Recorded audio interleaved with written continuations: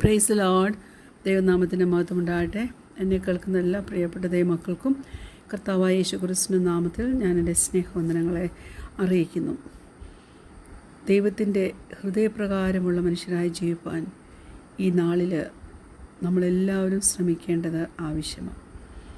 നമുക്കെല്ലാവർക്കും ദാവീദിൻ്റെ ജീവിതത്തെക്കുറിച്ച് അറിയാം. ഓൾഡ് ടെസ്റ്റ്മെൻറ്റ് നമ്മൾ നോക്കുവാണെങ്കിൽ അതിനകത്തെ one of the greatest men ആണ് അല്ലേ. ദാവീദ് ഒരു ഇടയച്ചെറുക്കനായിരുന്നു അല്ലേ. പക്ഷെങ്കിൽ ജയൻറ്റ് ഗോലിയാത്തിനെ കൊന്ന ഒരു വലിയ വാറിയർ അവന് അല്ലേ. അതുപോലെ നമുക്ക് ദാവീദിനെ അറിയാവുന്നത്, ദാവീദ് ഒരു വോർഷിപ്പറായിരുന്നു. ദൈവം അവനെ ഇസ്രയേലിൻ്റെ രാജാവായിട്ട് തിരഞ്ഞെടുക്കുകയും ചെയ്തു. ഇന്ന് അല്പം നേരത്തെ ചിന്തിക്കായിട്ട് ലൂക്കോസിൻ്റെ സുവിശേഷം 6-ാം അധ്യായം അതിൻ്റെ 46-ാം വാക്യം, ലൂക്ക് ചാപ്റ്റർ 6 വേഴ്സ് 46. നിങ്ങൾ എന്നെ കർത്താവേ കർത്താവേ എന്ന് വിളിക്കുകയും ഞാൻ പറയുന്നത് ചെയ്യാതിരിക്കുകയും ചെയ്യുന്നത് എന്ത്? സ്തോത്രം. ദാവീദിനെക്കുറിച്ച് നമുക്കെല്ലാവർക്കും അറിയാം. എന്നാൽ ഞാൻ അല്പം ഒന്ന് റീവൈൻഡ് ചെയ്യട്ടെ. നമുക്കെല്ലാം അറിഞ്ഞിരിക്കേണ്ട ഒരു കാര്യം, ആ സമയത്ത് രാജാക്കന്മാരുടെ ഭരണം വലിയ പ്രാധാന്യമുള്ളതായിരുന്നു. അപ്പോൾ ചുറ്റുമുള്ള നേഷൻസ് എല്ലാം ഇങ്ങനെ രാജാവിനെ വെച്ച് അതിന് പ്രാധാന്യം കൊടുത്ത് അവർ ഇങ്ങനെ പൊയ്ക്കൊണ്ടിരുന്നപ്പോൾ ആ എല്ലാ മനുഷ്യർക്കും ഒരു ആഗ്രഹമായിരുന്നു, ദൈവമക്കളാകുന്ന അവർക്കും ഒരു രാജാവിനെ വേണമെന്ന്. അങ്ങനെ ഇസ്രയേലിൻ്റെ ആദ്യത്തെ രാജാവായിട്ട് ശൗലിനെ ദൈവം അവർക്ക് കൊടുത്തതാണ്. Saul had an imposing beauty but was fearful and was weak in character. ഇത് ഒരു ഫാക്റ്റ് തന്നെ.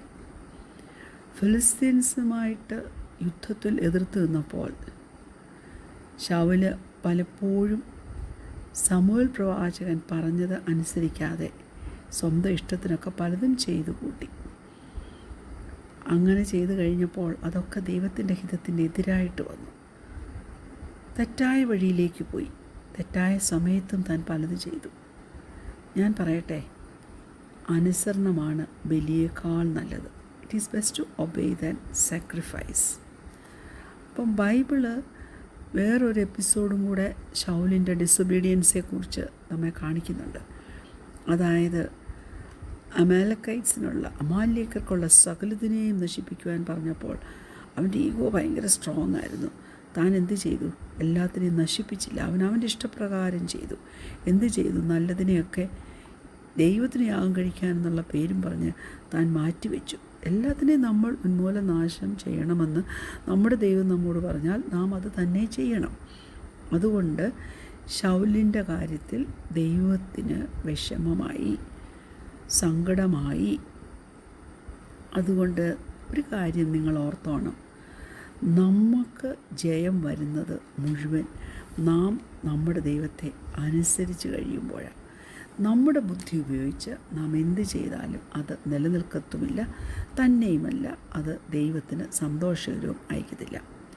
ശൗല് അനേക യുദ്ധങ്ങൾ ശത്രുവിനോട് ചെയ്ത് ജയിച്ചിട്ടുള്ള ആളാണ്.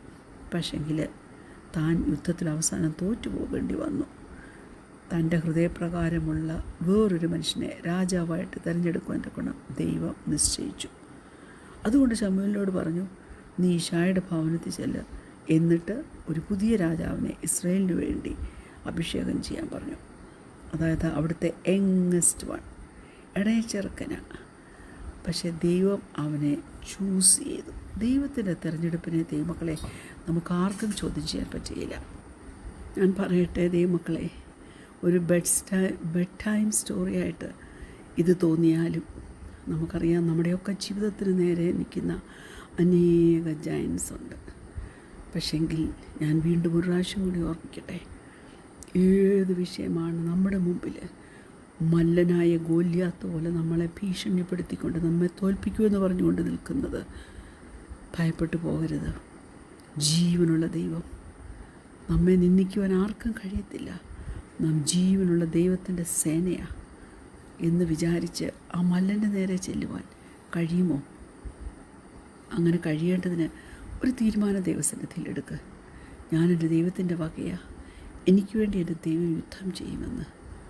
ഞാൻ പറയട്ടെ, ദാവീദ് മല്ലനായ ഗോലിയാത്തിനെ കൊന്നു. കവണയിലൊരു കല്ലുമായി ചെന്ന് അവൻ്റെ തിരുനെറ്റിക്കെറിഞ്ഞ് ഗോലിയാത്തിനെ കൊന്നു. എങ്കിൽ പോലും തൻ്റെ ജീവിതത്തിലൊരു സ്വസ്ഥത കിട്ടിയില്ല. ഭാവിയിൽ രാജാവാകേണ്ടവൻ ശൗലിനെ ഭയപ്പെട്ട് എൻഗതി ദുർഗങ്ങളിലും അദുല്ലാം ഗുഹയിലും പാറാൻ മരുഭൂമിയിലുമൊക്കെ കറങ്ങി നടക്കുക, പാത്ത് നടക്കുക, ഒളിച്ച് നടക്കുക, അഭിഷക്തനാ. പലപ്പോഴും അവന് സ്വസ്ഥത കിട്ടിയിരുന്ന ഭവനം ഏതാണെന്നറിയാവോ? മരുഭൂമിയായിരുന്നു. ഞാൻ ചോദിക്കട്ടെ, കുഞ്ഞെ, നിൻ്റെ ജീവിതത്തിലും സഹായിപ്പാൻ ആരുമില്ല എന്ന് തോന്നുന്നത് പോലെ ചില മരുഭൂമിയുടെ അനുഭവത്തിൽ നീ പെട്ടിട്ടില്ലേ? പക്ഷേ പട്ടുപോകാൻ ഇന്ന് വരെ ദൈവം അനുവദിച്ചില്ലല്ലോ. ചില സ്ഥലത്ത് ചെല്ലുമ്പോൾ എവിടേക്ക് പോകണമെന്നറിയാതെ, എങ്ങനെ രക്ഷപ്പെടുമെന്നറിയാതെ, ഫേസ് ചെയ്യുന്ന പ്രോബ്ലംസിനെ എങ്ങനെ ഓവർകം ചെയ്യുമെന്നറിയാതെ നിന്നുപോയ സന്ദർഭങ്ങളില്ലേ?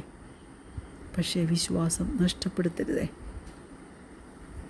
ചില സമയത്ത് ഞാൻ പറയട്ടെ, we get vulnerable before God, അല്ലേ?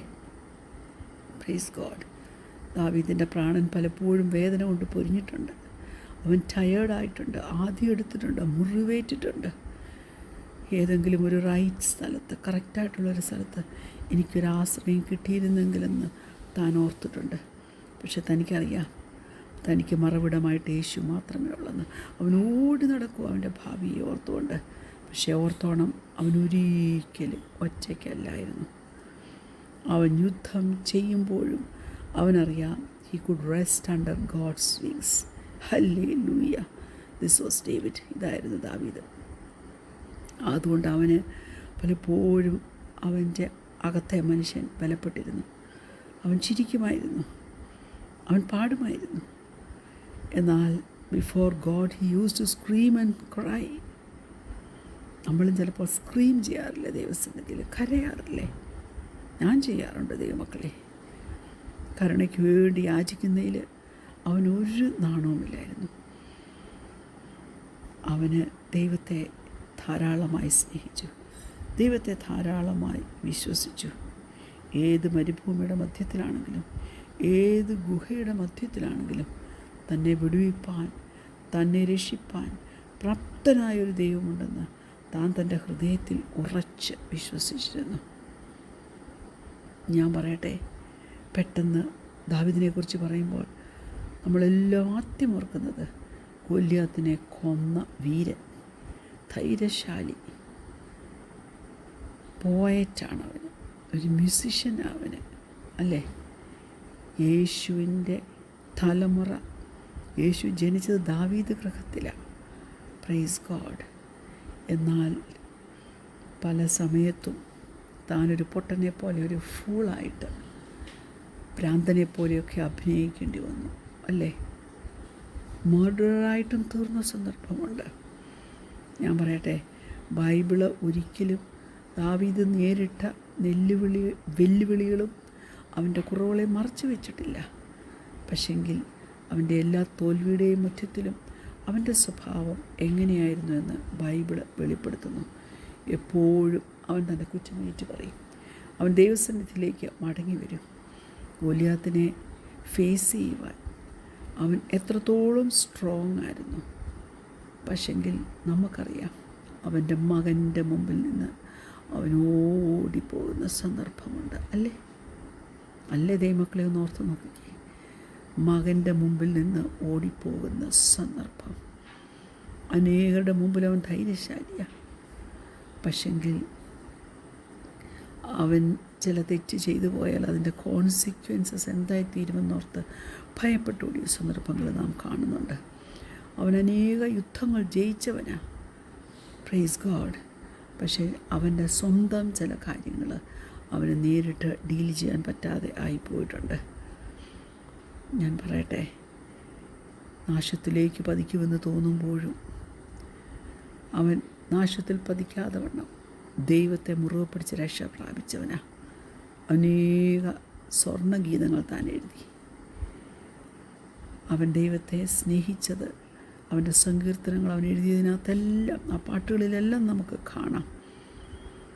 ഒരു നല്ല ആടിനെ പോലെ പൂർണ്ണമായിട്ട് കർത്താവിൻ്റെ മുമ്പിൽ അവൻ സമർപ്പിച്ചു കൊടുത്തു. നല്ല ഇടയൻ്റെ മുമ്പിൽ ഒരു നല്ല ആടായിട്ടിരിക്കുവാൻ അവന് മനസ്സായിരുന്നു. അവൻ്റെ ആ രാജകീയ സിംഹാസനത്തിന് പ്രാധാന്യം കൊടുക്കുന്നതിനെ കഴിഞ്ഞും രാജാതിരാജാവായ കർത്താവിന് അവൻ പ്രാധാന്യം കൊടുത്തു. ഹല്ലേലൂയ. അവനെ ദൈവം രാജാവാക്കി. അവനൊരു മനുഷ്യനായിരുന്നു, പക്ഷേ ഹോണസ്റ്റായിരുന്നു. അവൻ ബ്രേവായിരുന്നു. ദൈവസന്നിധിയിൽ സമർപ്പിക്കുന്നതിൽ അവൻ മുമ്പനായിരുന്നു. ദൈവത്തിൻ്റെ സ്നേഹം അത് വലുതായിരുന്നു. എന്തെല്ലാം അഫ്ലിക്ഷൻസ് വന്നപ്പോഴും അവിടെയെല്ലാം ദാവീദ് ആശ്വാസം കണ്ടെത്തി. താഴ്വരയുടെ നടുവിലും ആ താഴ്വരയിലും അവന് റെസ്റ്റ് ചെയ്യുവാൻ ഇടയായി. ഞാൻ പറയട്ടെ, എന്തെല്ലാം മിസ്റ്റേക്സ് വന്നാലും എന്തെല്ലാം തെറ്റുകുറ്റങ്ങൾ വന്നാലും ദൈവമക്കളെ, നമുക്ക് ഫൊർഗീവ്നെസ്സിന് വേണ്ടി കാത്തിരിക്കാം. ഫൊർഗീവ്നെസ്സിന് വേണ്ടി ദൈവസന്നിധിയിൽ ക്ഷമ ചോദിക്കുക. ദൈവം അത് തരും. ഹല്ലേലൂയ. ഞാൻ എൻ്റെ വാക്കുകളെ ചുരുക്കട്ടെ. ഇങ്ങനെയുള്ള എല്ലാ അനുഭവങ്ങളുടെ മധ്യത്തിലും God found a man after his heart, after God's heart. അതായിരുന്നു ദാവീദ്. കണ്ണടയ്ക്കാൻ പ്രാർത്ഥിക്കാം. ഞങ്ങളെ സ്നേഹിക്കുന്ന ഞങ്ങളുടെ നല്ല ദൈവമേ, സ്വർഗീയ പിതാവേ, നല്ല സമയത്തിനായ സ്തോത്രം. ദാവീദിൻ്റെ നല്ല ഗുണങ്ങൾ ഞങ്ങളുടെ ഹൃദയത്തിൽ പകർത്തിയെടുത്ത് ദൈവത്തിൻ്റെ ഹിതപ്രകാരമുള്ള ജീവിതം കാഴ്ചവെപ്പാൻ ഞങ്ങളെ സഹായിക്കുമാറാണെന്ന് പ്രാർത്ഥിക്കുന്നു. പ്രാർത്ഥന കേട്ടതിനാൽ സ്തോത്രം. യേശുവിൻ്റെ നാമത്തിൽ തന്നെ ആമേൻ. Praise the Lord. God bless U.